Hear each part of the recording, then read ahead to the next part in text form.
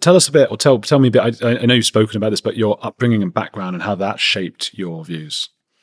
Well, I wrote this book that came out about 6 months ago called Troubled, a memoir of foster care, family, and social class. It's a memoir about my early life experiences. I grew up in foster homes in Los Angeles. I was born into poverty in Los Angeles. I never knew my father. My birth mother and I, for a time, we were homeless. We lived in a car. Eventually we settled in this slum apartment out in LA, and she was neglectful. She became very addicted to drugs, and some neighbors called the police. They saw what was going on. And so some police arrived and placed me into foster care. And so my mother, she was my birth mother. She was from Seoul, from South Korea. And I grew up my whole life never knowing anything about my father. When I was placed into care, some forensic psychologists and social workers asked my mother, where's this boy's father? You're not in a position to care for him. Who else could care for him? And she said she didn't know who my father was. But a couple of years ago, I took this 23andMe genetic ancestry test. Just curious about that side of my family. I was working on my book too, and I thought maybe this would be an interesting tidbit to include. And I learned that my father was Mexican. So he was Hispanic, ancestry from Mexico and Spain. And I saw that I thought that would have been nice to know when I was applying for college. Yeah. I heard you say that, and I remember thinking, I think it was on Michaela Peterson. Might have been, and I was thinking, but okay, so is that the case now? And I think it is in the States, that being Asian, or as we'd in the UK say East Asian, would we say? Maybe. Because we say Asian for Indian or whatever, don't we? Doesn't count for anything. If anything, is that against you? That's right. Yeah, I think, I don't even remember, I must have put Asian or maybe mixed race, because you can sometimes check two categories. Yeah, you got to go with mixed race then. Yeah. Right. Well, I don't think I remember, in 2015 when I was applying, I had no sense or awareness of identity politics. I was in the military at that time, so I didn't even know that you were penalized for applying as an Asian person to elite universities. But, everything ended up working out fine. But that was an interesting revelation for me, learning about that side of my family, because So anyway, I was in these foster homes. I lived in 7 homes over the course of about 5 years. I describe in detail what those homes were like in Los Angeles when I was growing up in the 90s in the book. And eventually, I was adopted just shy of my 8th birthday by this working class family.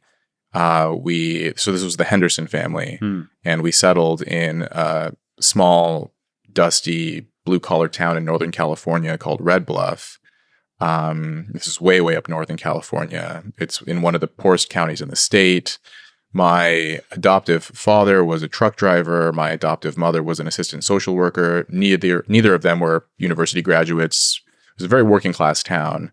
A lot of poverty, a lot of family fragmentation and divorce and addiction. This is kind of like a snapshot of like California rural poverty. And so my adoptive parents, I was adopted at a strange point, I think, in American history, or maybe in sort of Western, in terms of like cultural patterns in Western history more broadly, which is by the late 90s, families in poor, like very poor communities had already been fragmenting for decades. But by the late 90s, even working class and lower middle class families, it was affecting them too. It was afflicting them. And so my adoptive parents divorced shortly after the adoption. And my adoptive father subsequently discontinued speaking with me. He was angry at my mother for leaving him. And so by this point, I was 9 years old, and my mother, she got custody of me, and we moved into this gloomy duplex in Red Bluff, kind of behind this gas station. And I just remember as a 9-year-old kid, after never knowing my father, and then my being taken from my mother, all of the foster homes, I finally had this family. This was about a year and a half into the adoption. They split up, and then losing my adoptive father, losing contact with him. And so in the book, I describe just how difficult this was for me, and how, my mother at this point was working full time. She was doing her best to make ends meet as a single mother. I had an adoptive sister, but she would spend, kind of every other week with her dad. And so I did what a lot of little boys do when they're unsupervised. I was 9, 10 years old by this point, and I hung out with other little troublemakers in the neighborhood, other boys who were raised by single moms or by, their grandmothers or an aunt or in other sort of family structures. I had none of my friends growing up were raised by both of their birth parents. It was very rare to see that in that town.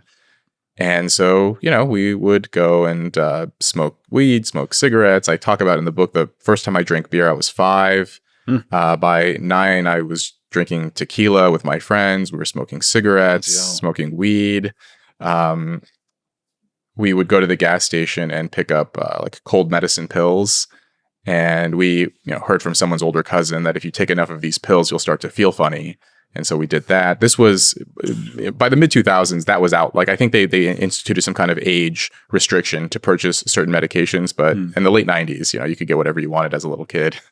None of this seems like the you that I know, because you're very formal. I mean, you've got a sense of humor, but formal, well-dressed, eloquent. And at the same time, I feel like there is always something. There seems to be some through current from when we're like 5 years old or 7. I don't know when it sets in, but do you know what I mean? That you could meet someone you haven't seen since you were 7 and something's still there. Is there still something in you of that troublemaking side? Probably. I thought about this in the context of my career as it took off during my PhD program. So I was very much not comfortable with what was happening in higher education. And I was just shocked at how cowardly people were. I always had this kind of rebellious impulse in me, this feeling of, if the authorities are saying one thing, or if this is the dominant way people do things, then I want to sort of poke around and see what I can get away with. And so, I remember in 2019, I was in my first year of my PhD program at Cambridge, and Jordan Peterson was invited to be a guest research fellow on campus, and then he was disinvited. And people were cheering and thought this was this great thing. And then I wrote an op-ed challenging the university's decision, and I defended Jordan. And, that was how I got on his radar, and how I met Michaela. Was that the university newspaper? No, this was in the New York Times, actually. Oh, wow. Yeah. I had one contact there who was subsequently jettisoned after 2020. A lot of things happened in 2020, but he was an editor there. He's no longer there because of 2020. Wow. But he was a sensible person who allowed that op-ed to be run. And so I do things like that, and often would court a little bit of controversy on campus. And there was more than one occasion when a professor would pull me aside when I was still a student and say, like, you got to be careful. You're right on the envelope. I don't know if you want a career in academia or not, but you are sort of pushing things. And if you keep going in this direction, it's going to be hard for you to find a career as a professor.